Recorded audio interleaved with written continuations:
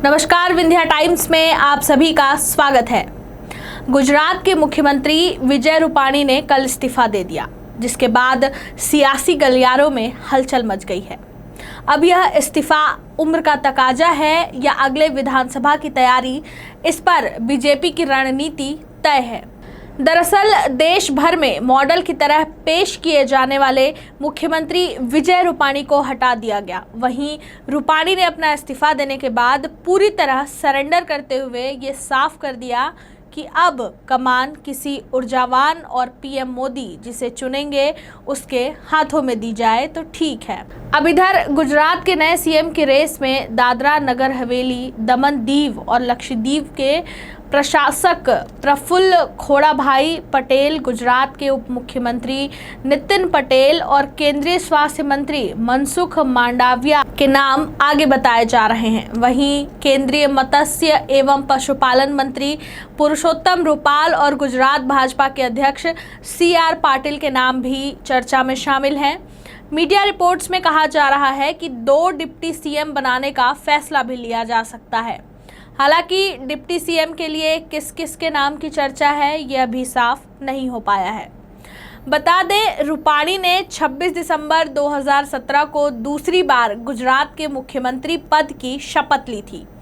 भाजपा ने गुजरात में 2017 के चुनाव में 182 सीटों में से 99 सीटें जीतकर बहुमत हासिल किया था। फिर रूपाणी विधायक दल के नेता और नितिन पटेल उपनेता चुने गए थे। रूपाणी फिलहाल राजकोट सीट से विधायक हैं। अब समझने की कोशिश करते हैं कि गुजरात में आखिर कौन से वो बड़े कारण रहे जिन्होंने बीजेपी को नेतृत्व परिवर्तन के लिए मजबूर कर दिया। रूपाणी के इस्तीफे से फिर वही सवाल उठने लगा है जो उत्तराखंड और कर्नाटक में बदलाव के दौरान उठा था। वो ये कि क्या बीजेपी ने मुख्यमंत्री बदल कर ये स्वीकार कर लिया कि 4 साल से ज़्यादा जिस मुख्यमंत्री ने राज किया वो जनता की उम्मीदों पर खरा नहीं उतर पाएगा। इस सवाल पर आगे बात करेंगे, लेकिन इससे पहले उन मुद्दों की बात करते हैं जो विजय रूपाणी पर भारी पड़े हैं, जिनके चलते हालात ये हो गए कि चुनाव से कुछ महीने पहले ही सीएम की कुर्सी तक छोड़नी पड़ी। कोरोना की दूसरी लहर के दौरान गुजरात सबसे ज़्यादा प्रभावित राज्यों में से एक था, लेकिन प्रभावित होने के साथ साथ यहाँ कोरोना प्रबंधन को लेकर सरकार की खूब छीछालेदर हुई थी। गुजरात के अस्पतालों के बाहर तड़पते मरीजों की तस्वीरें सोशल मीडिया पर खूब वायरल हुई हैं। साथ ही कई किलोमीटर तक एम्बुलेंस में अपने इलाज का इंतजार करते कई लोगों ने अस्पताल पहुंचने से पहले ही दम तोड़ दिया था। इससे पहले प्रवासी मजदूरों को लेकर भी सरकार की खूब आलोचना हो चुकी है।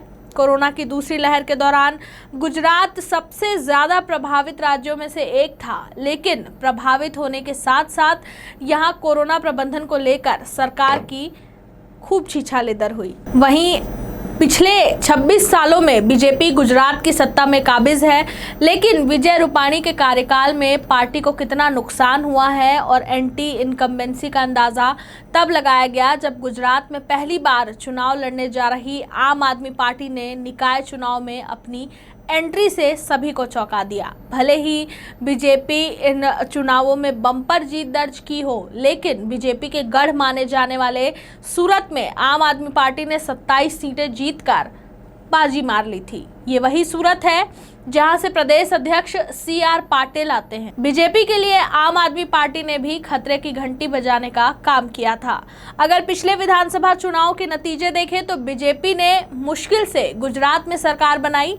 ये चुनाव भी विजय रूपाणी के नेतृत्व में लड़ा गया था, इसलिए इन नतीजों से सबक लेते हुए रूपाणी को हटाने का फैसला लिया गया है, क्योंकि बीजेपी किसी भी हाल में अपना सबसे बड़ा किला बचाने की कोशिश में है। रूपाणी को हटाने के पीछे एक बड़ा कारण प्रदेश अध्यक्ष CR पाटिल को भी माना जा रहा है, जिन्होंने पार्टी आलाकमान को ये साफ कर दिया कि चुनाव से पहले रूपाणी को हटाना ज़रूरी है, क्योंकि पाटिल को PM नरेंद्र मोदी का करीबी माना जाता रहा है। इसके अलावा रूपाणी का गैर पाटीदार होना भी एक बड़ा कारण है, जिसका नुकसान पार्टी को पिछले चुनाव में भी हुआ था। अब जो नया सीएम बनाया जाएगा उसमें सभी जातीय समीकरणों का पूरा ख्याल रखने की कोशिश होगी। पार्टी ने हाल ही में जातीय समीकरणों को फिट करने के लिए कैबिनेट में भी फेरबदल किया था। अब अगर सीएम बदलने वाले फॉर्मूले की बात की जाए तो बीजेपी जैसी पार्टी अगर ऐसे फैसले ले रही है तो उसे कहीं ना कहीं इसमें फायदा नजर आ रहा है। हालांकि 4 साल में जो मुख्यमंत्री कुर्सी पर बैठ रहा है उसे अचानक ऐसे हटाया जाना, लेकिन इसमें शर्त यह है कि कैसे विपक्षी दल इस मुद्दे को सत्ताधारी पार्टी के खिलाफ इस्तेमाल कर पाते हैं। वहीं आज भाजपा विधायक दल की बैठक भी दोपहर 3 बजे बुलाई गई है, जिसमें नए सीएम का नाम तय किया जाएगा।